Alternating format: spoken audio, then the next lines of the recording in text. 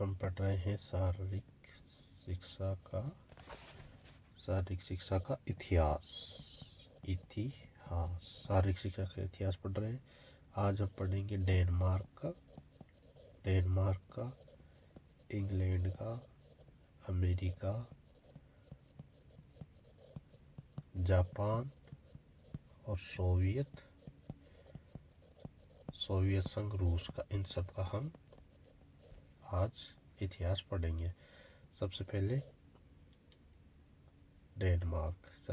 हम पढ़ेंगे डेनमार्क का इतिहास। देखो, डेनमार्क में सबसे पहले 1799 में कोपेनहेगन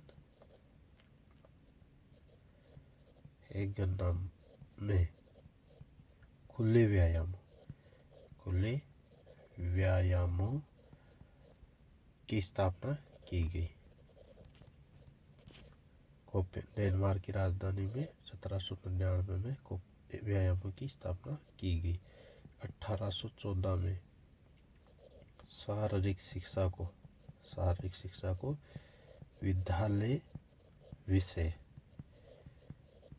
विद्यालय सब्जेक्ट के रूप में, यानी फिजिकल एजुकेशन के रूप में इसको विचार। डेनमार्क में फ्रेंच नेत्सगाल, ये घटसमत की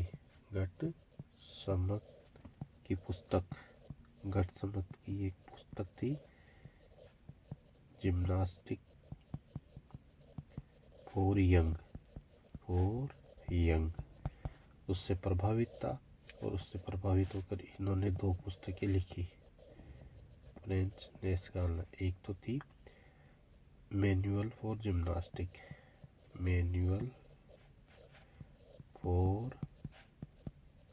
जिम्नास्टिक, दूसरी जो बुक थी वो थी जिम्नास्टिक फॉर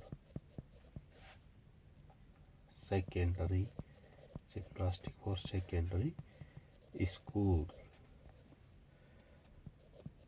फ्रेंच नेत्सगाल इनको 1821 में नागरिक व सैनिक जिम्नास्टिक अधिकारी नियुक्त किया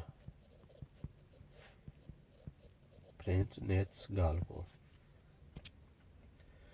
डेनमार्क में नील बकुए, इन्होंने ओलरूप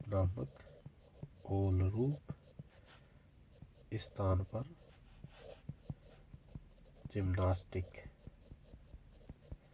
संस्था की स्थापना की। नीलबक ने ओलरूप के स्थान पर जिम्नास्टिक संस्था की स्थापना की। इन्होंने प्रिमिटिव व मौलिक जिम्नास्टिक की शुरुआत, यानी प्रिमिटिव और मौलिक जिम्नास्टिक इन्होंने प्रचलित किया, नीलबक। अब दूसरा हम पढ़ेंगे इंग्लैंड का इतिहास। इंग्लैंड में अर्जेंट मैकलॉरेन शारीरिक शिक्षा का प्रचलन किया। अर्जेंट मैकलॉरेन ने हेनरी द्वितीय के टाइम अंग्रेज युवकों ने घुड़सवारी, कुश्ती, तीरंदाजी, नाव चलाना, शिकार आदि गतिविधियों का अभ्यास करते थे। अर्जेंट मैकलॉरेन ने तलवारबाजी व कुश्ती को प्रचलित किया। इंग्लैंड में तीरंदाजी जी, तीरंदाजी मनोरंजन की प्रमुख गतिविधि थी। मनोरंजन प्रमुख गतिविधि क्या थी? तीरंदाजी। मैक्लॉरेन ने 2 पुस्तकें लिखी। सबसे पहले system of physical education, system of physical education, और दूसरी लिखी ए मिलिट्री सिस्टम फॉर जिम्नास्टिक। इस प्रकार मैक्लॉरेन ने 2 पुस्तकें लिखी, system of physical education A military system for gymnastic. अब हमें 2 लोगों का नाम हमें याद रहना चाहिए, डूडले ए सार्जेंट और D.O. लुईस। D.O. लुईस ने 1861 में शारीरिक शिक्षा में टीचर ट्रेनिंग इंस्टीट्यूट यानी TTI का प्रारंभ किया।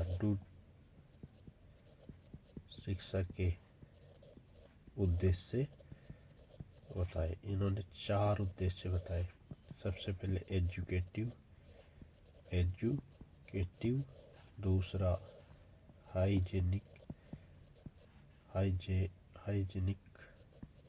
रिक्रिएटिव और रेमेडियल। इस प्रकार इन्होंने 4 उद्देश्य बताए, एजुकेटिव, हाइजीनिक, रिक्रिएटिव और रेमेडियल। और D.O. लुईस ने 1861 में टीचर ट्रेनिंग इंस्टीट्यूट की स्थापना की है, इसका प्रचलन किया। जापान में शारीरिक शिक्षा के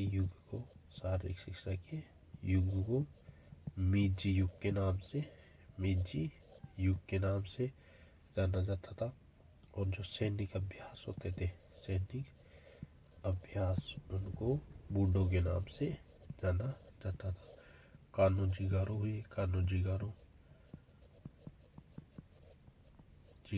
इन्होंने जिम्नास्टिक और जूडो का प्रचलन किया जापान में। और सोवियत संघ, रूस, शारीरिक शिक्षा व शारीरिक व्यायामों या गतिविधियों को शारीरिक संस्कृति के रूप में जाना जाता था। कहाँ? सोवियत संघ रूस में शारीरिक संस्कृति और वॉलीबॉल व जिम्नास्टिक, इन सब वॉलीबॉल और जिम्नास्टिक खेले जाते थे। इस प्रकार से शारीरिक शिक्षा का